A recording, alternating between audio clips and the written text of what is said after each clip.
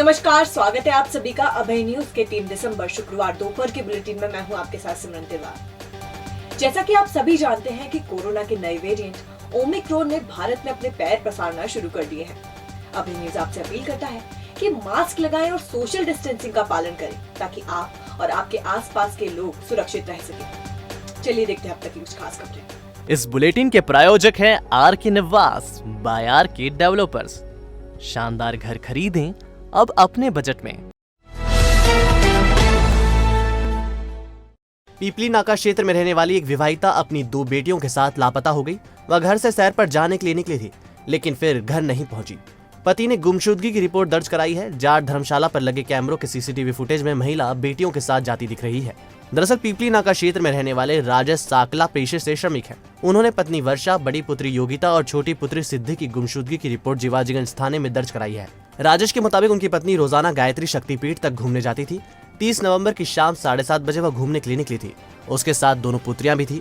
रात 10 बजे तक भी जब वर्षा नहीं लौटी तो रिश्तेदारों और परिचितों के यहाँ तलाश किया, लेकिन कोई जानकारी नहीं मिली। ऐसे में राजेश ने थाने में पत्नी और पुत्रियों की गुमशुदगी की रिपोर्ट दर्ज कराई है। राजेश ने जाट धर्मशाला और इंदिरा नगर मोड़ के सीसीटीवी फुटेज अपने स्तर पर निकाले हैं। इसमें वर्षा अपनी पुत्रियों के साथ पैदल जाती दिख रही है। वर्षा के भाई सोनू तिवारिया और राजेश साकला अपने स्तर पर महिला को तलाशने की कोशिश कर रहे हैं, लेकिन पुलिस उनकी कोई मदद नहीं कर रही।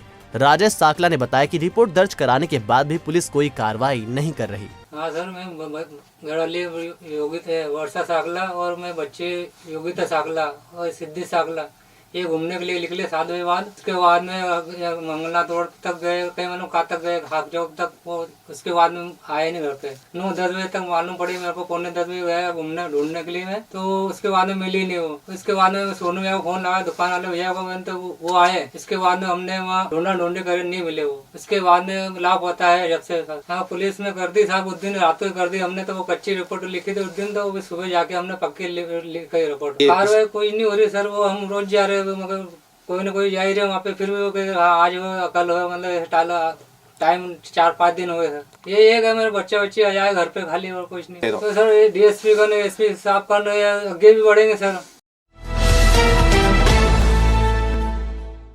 कोरोना के नए वेरिएंट ओमिक्रॉन के खतरे के बीच शनिचरी अमावस्या का स्नान प्रशासन के लिए चुनौती बन गया है। शनिवार को बड़ी संख्या में श्रद्धालुओं के पहुंचने की संभावना है। ज्यादातर श्रद्धालु ग्रामीण क्षेत्रों से आते हैं। ऐसे में मास्क और सोशल डिस्टेंसिंग का पालन करवाना बेहद मुश्किल है। हालांकि प्रशासनिक अधिकारियों ने गुरुवार को त्रिवेणी का दौरा कर व्यवस्थाओं का जायजा लिया था। यहां श्रद्धालुओं के लिए फव्वारों से स्नान की व्यवस्था की गई है तथा महिलाओं के लिए चेंजिंग रूम बनाए गए हैं। हालांकि प्रशासन का फोकस इस बात पर है कि कोरोना के बीच भीड़ को मैनेज करते हुए स्नान को ठीक से निपटाया जाए। पुरी से वलसाड़ के बीच चलने वाली सुपरफास्ट एक्सप्रेस 7 दिसंबर को उज्जैन नहीं आएगी। उड़ीसा में जवार चक्रवात के कारण ट्रेन को 6 दिसंबर को निरस्त किया गया है। इसके चलते यह ट्रेन 7 दिसंबर को उज्जैन नहीं आएगी। पान बिहार चौकी के कालू हेड़ा की एक इलेक्ट्रॉनिक शॉप में चोरी की वारदात हो गई। शटर तोड़कर घुसे चोर मोटर और अन्य इलेक्ट्रॉनिक सामान उड़ा ले गए। दरअसल जितेंद्र सिंह राठौर की महिदपुर मेन रोड पर इलेक्ट्रॉनिक और मोटर वाइंडिंग की दुकान है। उनकी दुकान में घुसकर चोरों ने वारदात को अंजाम दिया। सुबह जब राठौर दुकान पर पहुंचे तो उन्हें वारदात का पता चला। राठौर ने पान बिहार चौकी पर चोरी के संबंध में आवेदन दिया है। आवेदन के मुताबिक अज्ञात बदमाश 2 लाख रुपए का सामान चुरा ले गए हैं। सीसीटीवी फुटेज में 3 बदमाश शटर तोड़ते और सामान ले जाते दिख रहे हैं। यहाँ हम आपको बता दें कि पान बिहार मेन रोड पर लगे बिजली ट्रांसफार्मर से अज्ञात चोर 180 लीटर ऑयल चुरा ले गए हैं। कुछ महीने पहले ही बस स्टैंड क्षेत्र की 2 दुकानों में चोरी की वारदात हो चुकी है। आगरा से सांची के दुग्ध संघ परिसर में दूध पाउडर लोड करने आए एक ड्राइवर को चाकू अड़ाकर 3 बदमाश मोबाइल और नकदी छीनकर फरार हो गए। पुलिस के मुताबिक आगरा निवासी रामजी लाल कुशवाहा दूध पाउडर लेने के लिए सांची दुग्ध संघ प्लांट पर आया था। वह बंद सिंथेटिक्स फैक्ट्री के पास ट्रक लेकर खड़ा था। इसी दौरान 3 बदमाश वहां पहुंचे और रामजी लाल की गर्दन पर चाकू अड़ा दिया। वह उसे खींचकर बंद फैक्ट्री परिसर में ले गए और मोबाइल व 3,900 रुपए छीन ले गए। इस बीच बदमाशों का एक साथी ट्रक भी उड़ा ले गया, जो थोड़ी देर बाद जय गुरुदेव आश्रम के पास खंती में गिरा मिला। आशंका है कि लूट के बाद ट्रक ले जा रहे बदमाश हादसे के बाद ट्रक छोड़कर भाग निकले होंगे। एक किशोरी से दुष्कर्म करने वाले आरोपी को पॉक्सो एक्ट के न्यायाधीश ने 10 साल और किशोरी का अपहरण करने में सहयोग करने वाले आरोपी को 5 साल की सजा सुनाई है। उप संचालक डॉक्टर साकेत व्यास के मुताबिक 13 नवंबर 2015 की शाम किशोरी गांव में ही रहने वाली मौसी के घर खाना खाने गई थी। इसी दौरान आरोपी निरंजन ने अपने दोस्त दीपक की मदद से किशोरी का अपहरण कर लिया। दोनों किशोरी को अपने साथ ले गए। निरंजन ने किशोरी के साथ दुष्कर्म किया। कुछ समय बाद किशोरी बरामद हुई तो पुलिस ने दुष्कर्म और अपहरण का प्रकरण दर्ज कर चालान कोर्ट में पेश किया। सबूतों को आरोपियों के खिलाफ पाते हुए कोर्ट ने निरंजन को 10 और दीपक को 5 साल की सजा सुनाई है। पुरी से वलसाड़ के बीच चलने वाली सुपरफास्ट एक्सप्रेस 7 दिसंबर को उज्जैन नहीं आएगी। उड़ीसा में जवार चक्रवात के कारण ट्रेन को 6 दिसंबर को निरस्त किया गया है। इसके चलते यह ट्रेन 7 दिसंबर को उज्जैन नहीं आएगी। संभागीय क्रिकेट संगठन की हेमंत काबरा ट्रॉफी के फाइनल मुकाबले पर बारिश ने पानी फेर दिया।